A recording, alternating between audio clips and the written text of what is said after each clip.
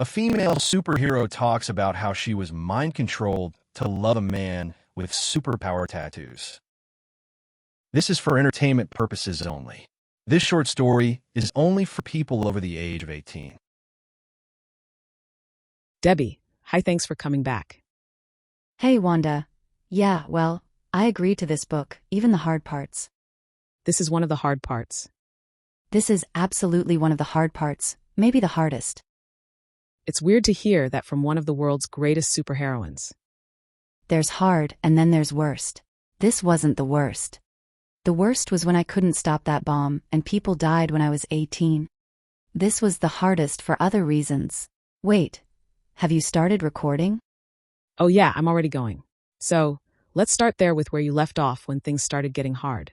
Paint the picture for me. When? Where? All that jazz. Okay, it was, 2014, in the heat of the summer. I was 20 at that time. This was right after fending off the unicorn attack. Did I tell you about that? You did. It destroyed the little girl inside of me that thought unicorns were magical. Right, so I was flying along, and this car got pitched into the air. Not at me, but still close enough to get my attention. I fly over, and there's this huge guy made of lava fighting this smaller guy with black hair and a short beard. I didn't know either one, so I went down to stop them. That's when the guy not covered in lava touches a tattoo on his arm, and suddenly a blast of water comes out of nowhere taking out the lava guy. That was the first time I met Tagger. So, this is how you met the infamous Tagger. How much of this story do you already know? For the purposes of your book, pretend I know nothing. Fine. Yes, this is how I met Tagger. I didn't know his real name was David at the time. I didn't know anything about him. So, I stuck with him as the authorities arrived and showed him how to fill out the paperwork. The entire time he was checking me out. I was in my blue and red costume then, the one with the neckline that plunged to my navel, giving people an excellent view of the sides of my breasts. That was also the time I had only knee-high boots, so lots of thighs. It wasn't a surprise when we finished the paperwork he asked me out on a date. Did you say yes? Hell no. This was right after breaking up with Rocket Fist. I didn't want a relationship. I wanted to eat a dozen tacos and drink a gallon of beer. What I got was teaching a newbie how to fill out a superhero arrest form. I didn't even know what his powers were. How would you describe Tagger's powers? A psychological crutch to use a multitude of powers so he doesn't burn himself out. Tagger was covered in tattoos. Some were words, and some pictograms, and some were cartoons like stick figures. He'd touch the tattoo and gain that power. You never knew how long the power lasted, but he seemed to. What kind of powers are we talking about? Everything, and not just a little bit of power either. He had a tattoo on his bicep of a flexing arm, and that gave him super strength beyond that of Muscle Man. His chest had a tattoo of a shield, and a punch from Rocket Fist did nothing to him. He had a tattoo that read, "Fast" on his thigh, and that let him run at just under Mach 3 for as long as he wanted. Of course there was the spiral on his right pectoral. Is that the one that?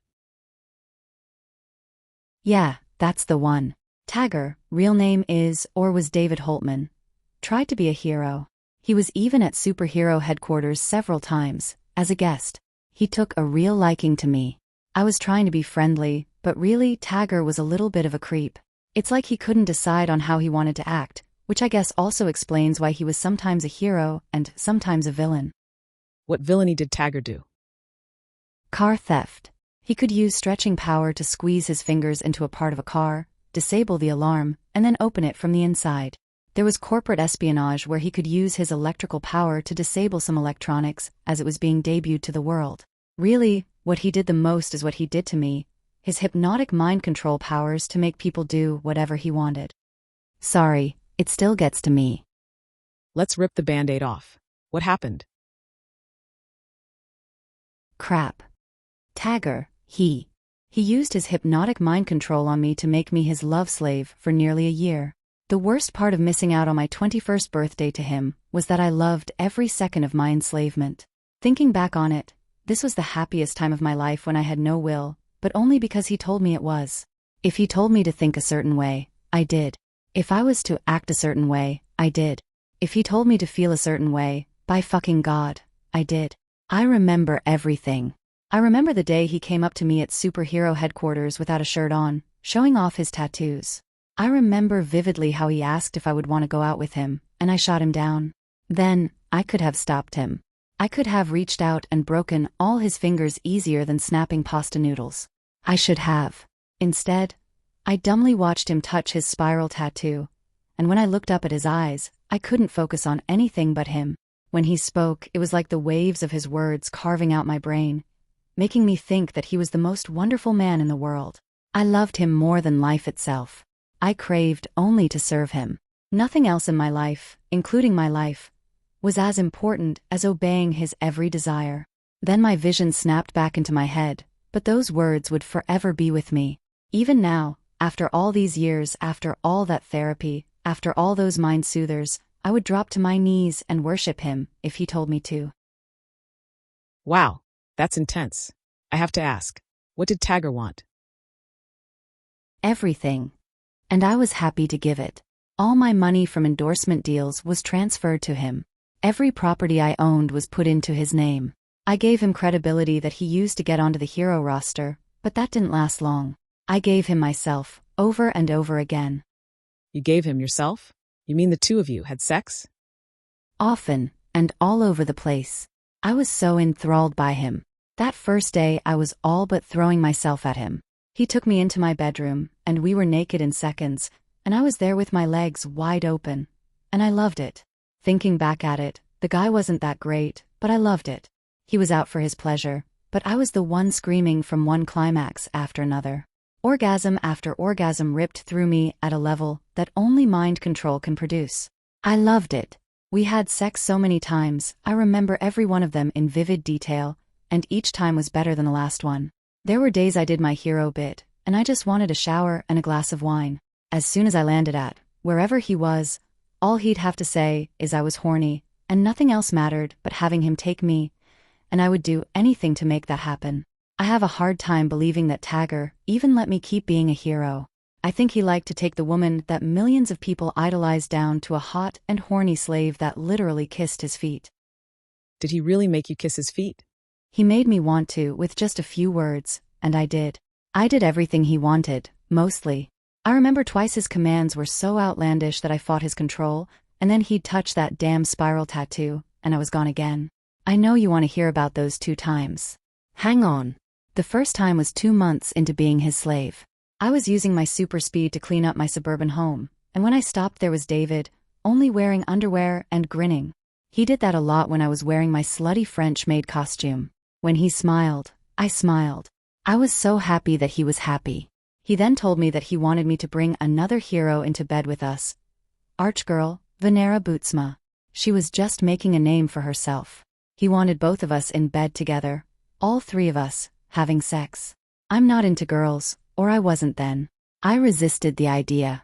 I resisted more the idea I had to share Tagger with someone else, just as much as the idea I would be with another woman.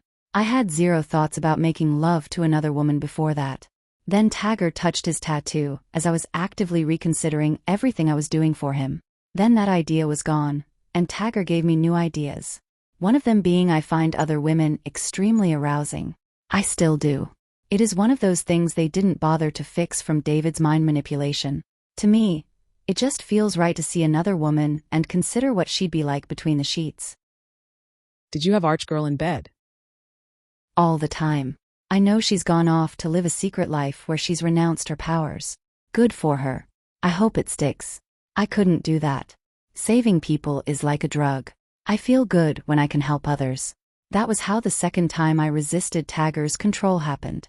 I was pleasuring David, on the couch, with my mouth, and he was flipping around on the TV. One of those live news stations popped up, and the announcer was saying how Madman had created small robots that could land on people and take over their minds, making them march on the Capitol to take control. No one wanted to hurt the innocent people, so they were hesitant. With my powers of super speed and flight, I could have handled the issue with no problems. It was only about 50 miles away, so I could have been there in no time. I fought Tagger's control and said that we should help. Tagger just told me to keep pleasuring him. My mind was on electric fire that I needed to help people before they got hurt. On the TV, the news anchor and camera operator both got taken over. I fought Tagger's control to the point I not only stopped pleasuring him, but I also even stood up and away from him. That got his attention, and he touched his tattoo to enslave me again. My eyes and mind zoomed and focused only on him. But something must have distracted him on the TV, and when he released me from his power, it wasn't with any new commands. That's when Tagger said we should help those people. I wish I knew what he saw to change his mind, but it was something, and in minutes we were ripping those robots off people's heads and necks, leaving a small wound some of the times, but at least the National Guard wasn't shooting them. I saw that on the news, showing the two of you standing there as triumphant heroes. The world thought the two of you were a couple. How you kept looking at Tagger with puppy dog eyes. I don't know what his ultimate goal was. Maybe it was just to have a superheroine in bed with him whenever he wanted. We had so many other women too. It was rare that I didn't spend the night with Tagger. I once flew across country, just to spend a few hours with David in bed. Even if all we did was sleep together. He didn't tell me to do that. I just knew I could fly to him, be against him, feel more comfortable than I'd ever been in my life, in his arms, and get some real sleep. If I wasn't compelled to obey him, I would have thought it was real love. Did you love him? I don't know. Yes, I loved him. I tried to hate him, and I couldn't. I couldn't hate him when he told me to only wear micro bikinis when not fighting crime as a superhero. I'm so glad that it was fixed in my head. I couldn't hate David when he had one or more women in bed with us, and I found myself unable to deny wanting to do so many sexual things to them, and David. I couldn't get mad at David when he told me to have a wardrobe malfunction at my next fight, when I knew there was a camera on me. That happened more than once. 3 times.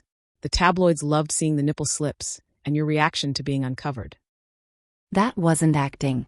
I knew at some point I would be exposed, but when you're in a fight, you just don't notice when your skimpy outfit slips, and the world gets to see your private areas. This was when I was wearing what the press called my open costume. It was a swimsuit. It absolutely was a swimsuit. David saw it on an unofficial superhero website that sold skimpy swimwear modeled off superhero costumes. He found mine and showed it to me. I had been doing a sexy, swaying dance with Atakia, and I had to pull myself from her strong arms to see what David had on his phone. I remember saying that it was more than I was wearing right then as Atakia attacked my behind.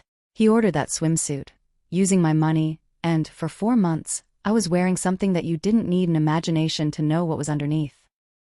How bad did it get, with David? How horrible was it? That's the really messed up part. It wasn't horrible. It was the best time of my life. I loved it. I loved David. He didn't have me do horrible things either. He could have had me kill anyone who wronged him, but he didn't. He could have had me install him as head of superhero hierarchy, but he didn't. The worst thing was he had me bring him fellow heroes to enslave, and we had sex. When my communicator buzzed there was something or somewhere I was needed for, I would say 99% of the time he would order me to take care of it. He ordered you? A surprisingly number of times my communicator buzzed while we were having sex. I didn't want to stop, and that 1% of the time was because he was about to unload. When I was with David, I didn't want to be a hero. I wanted to be his, totally his, and nothing and no one else's. It was only that one time, the 1% when Tagger was close to unloading, that I didn't rush off to deal with the issue. So, where did it all go wrong? The way things always go wrong, over a girl.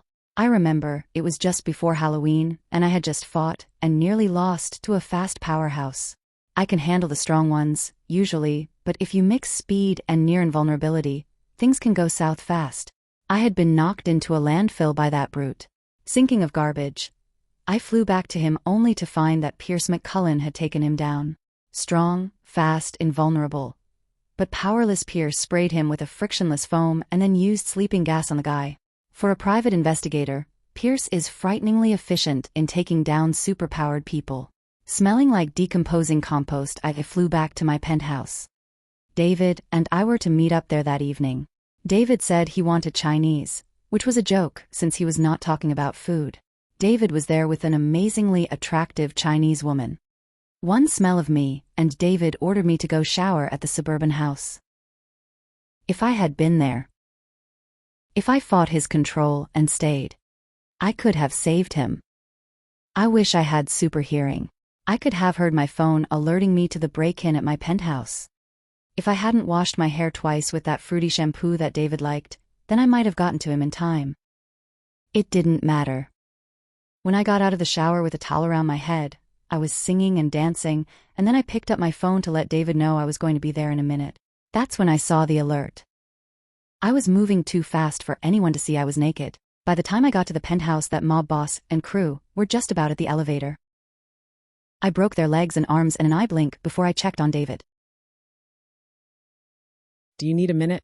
I need a lifetime. His tattoos seemed muted when I saw him on the bed. The woman, on the floor, shot but somehow still alive. David, not so lucky.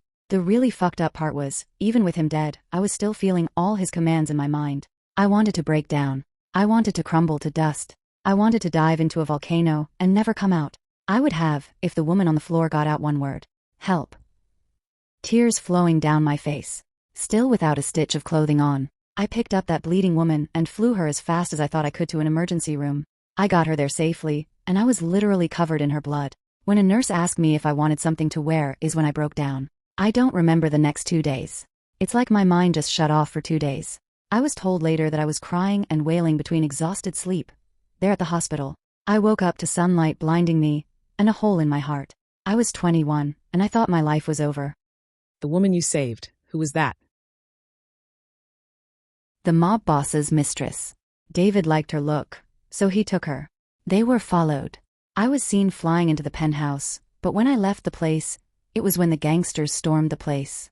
They made a statement with David, and then let the woman die a slow death, which I interrupted. I'm sure that David had some grand idea of the two of us kissing until dawn. Truthfully, she was really sexy, and I would have done many things to her that would have resulted in her climaxing. When did you know? That I was pregnant?